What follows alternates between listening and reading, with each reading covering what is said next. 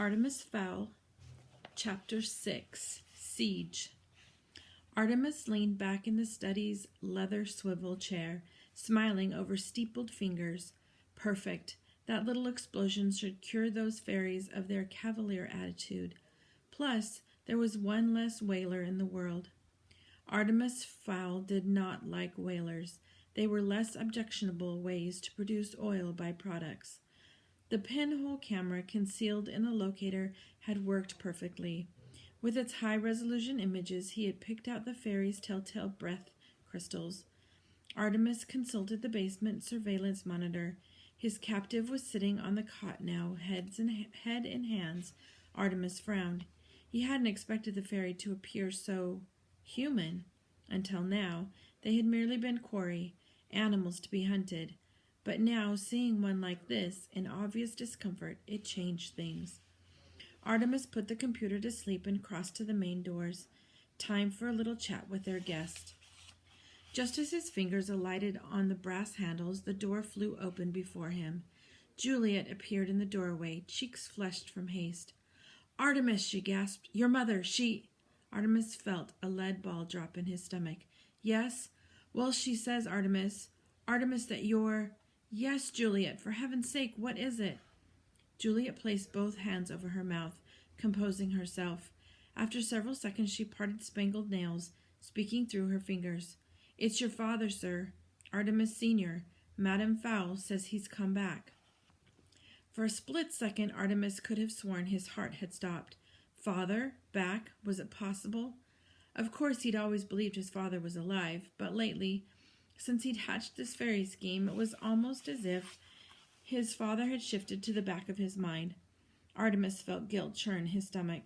He had given up on his own father. "Did you see him, Juliet, with your own eyes?" The girl shook her head. "No, Artemis, sir. I just heard voices in the bedroom.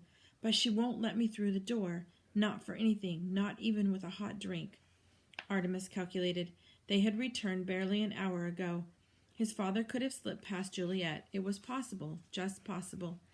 He glanced at his watch, synchronized with Greenwich Mean Time by constantly updated radio signals.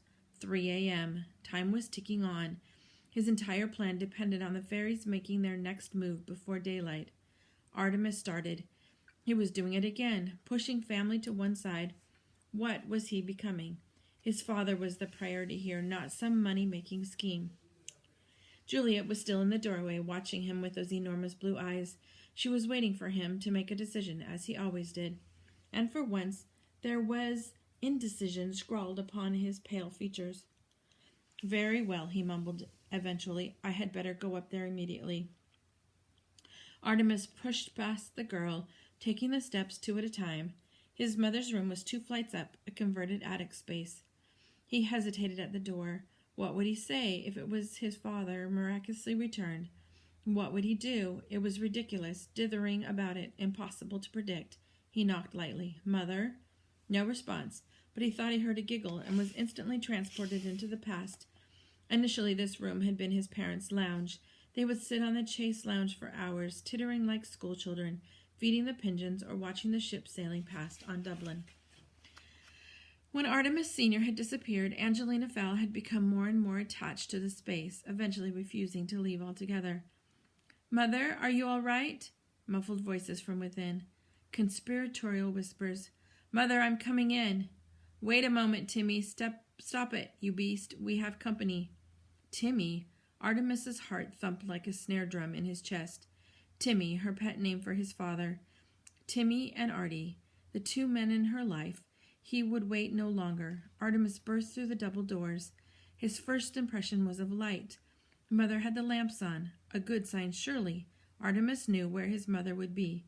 He knew exactly where to look, but he couldn't. What if... "Yes, can we help you?" Artemis turned, his eyes still downcast. "It's me." His mother laughed, airy and carefree. "I can see it's you, Papa. Can't you even give your boy 1 night off? It's our honeymoon, after all." Artemis knew then it was just an escalation of her madness. Papa? Angelina thought Artemis was his own grandfather, dead after 10 years. He raised his gaze slowly. His mother was seated on the chaise lounge, resplendent in her wedding dress, face clumsily coated with makeup. But that wasn't the worst of it.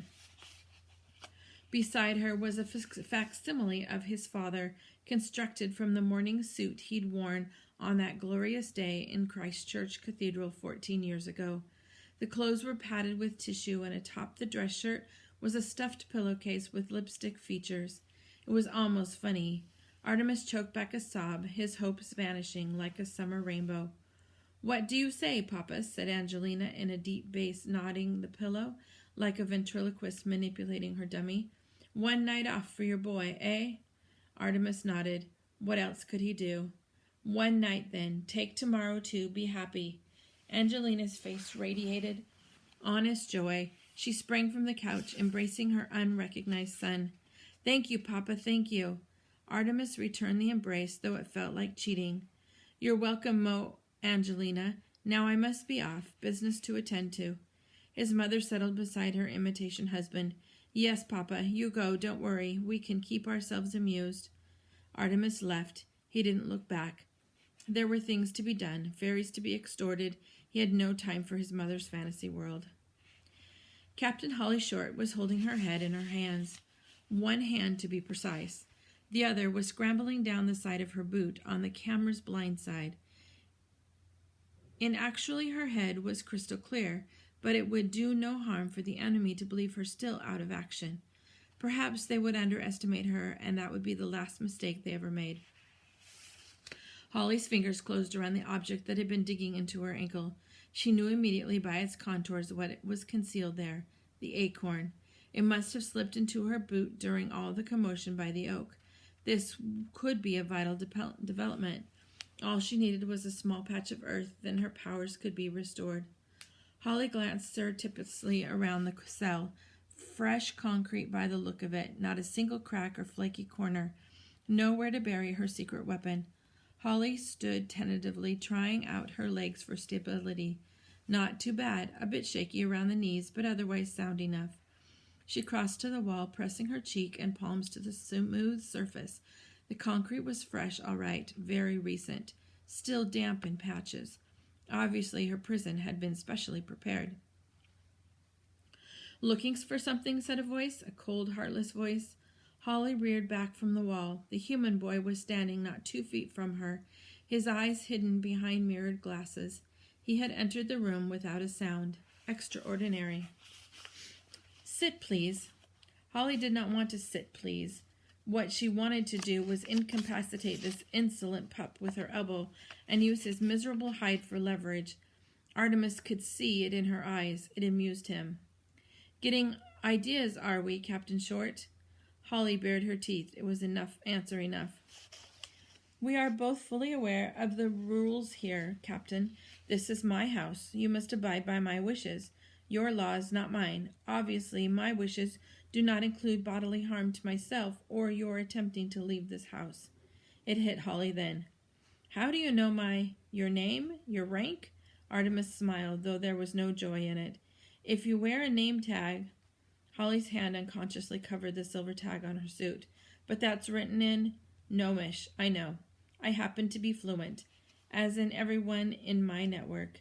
Holly was silent for a moment, processing this momentous revelation.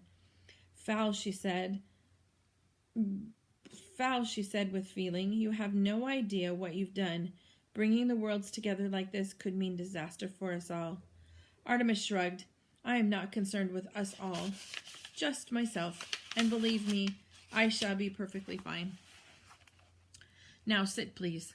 Holly sat, never taking her hazel eyes from the diminutive monster before her. "So what is this master plan, Fowl? Let me guess, world domination?" "Nothing so melodramatic," chuckled Artemis. "Just riches." "A thief," spat Holly. "You're just a thief?" Annoyance flashed across Artemis's features, only to be replaced by his customary sardonic grin. "Yes, a thief if you like. Hardly just a thief, though. And the world's first cross-species thief." Captain Short snorted. "First cross-species thief? Mud people have been stealing from us for millennia. Why do you think we live underground?" True, but I will be the first to successfully separate a fairy from its gold. Gold? Gold? Human idiot. You don't honestly believe that crock of gold nonsense. Some things aren't true, you know. Holly threw her head back and laughed. Artemis checked his nails patiently, waiting for her to finish. When the gales had finally subsided, he shook his index finger. You are right to laugh, Captain Short. For a while there, I did believe in all that under-the-rainbow crock of gold blarney. But now I know better. Now I know about the hostage fund. Holly struggled to keep her face under control. What hostage fund? Oh, come now, Captain. Why bother with the charade? You told me about it yourself. I told you, stammered Holly. Ridiculous. Look at your arm. Holly rolled up her right sleeve. There was a small cotton pad taped to the vein. That's where we administered the sodium pentothal, commonly known as truth serum. You sang like a bird. Holly knew it was true. How else could he know? You're crazy. Artemis nodded indulgently. If I win, I am a prodigy. If I lose, then I'm crazy. That's the way history is written. Of course, there had been no sodium pentothal, just a harmless prick with a sterilized needle. Artemis would not risk causing brain damage to his meal ticket, nor could he afford to reveal the book as the source of his information. Better to let the hostage believe that she had betrayed her own people. It would lower her morale, making her more susceptible to his mind games. Still, the ruse disturbed him. It was undeniably cruel. How far was he prepared to go for this gold? He didn't know, and he wouldn't until the time came. Holly slumped, momentarily defeated by this latest development. She had talked, revealed sacred secrets. Even if she did manage to escape, she would be banished to some freezing tunnel under the Arctic Circle. This isn't over, Fowl, she said last. We have powers you can't possibly know about. It would take days to describe them all. The infuriating boy laughed again. How long do you think you've been here? Holly groaned. She knew what was coming. A few hours? Artemis shook his head. 3 days, he lied. We've had you on a drip for over 60 hours until you told us everything we needed to know. Even as the words came out, Artemis felt guilty. These mind games were having an obvious effect on Holly, destroying her from the inside out. Was there really a need for this? 3 days. You could have killed me. What kind of? And it was that speechless quality that sent the doubt shooting through Artemis's brain. The fairy thought him so evil she couldn't even find the words. Holly pulled herself together. Well then, Master Fowl, she spat, heavy on the contempt. If you know so much about us, then you know what happens when they locate me. Artemis nodded absently. Oh yes, I know. In fact, I'm counting on it. It was Holly's turn to grin. Oh really? Tell me, boy, have you ever met a troll? For the first time, the human's confidence dropped a notch. No, never a troll. Holly showed more teeth. You will, Fowl, you will, and I hope I'm there to see it.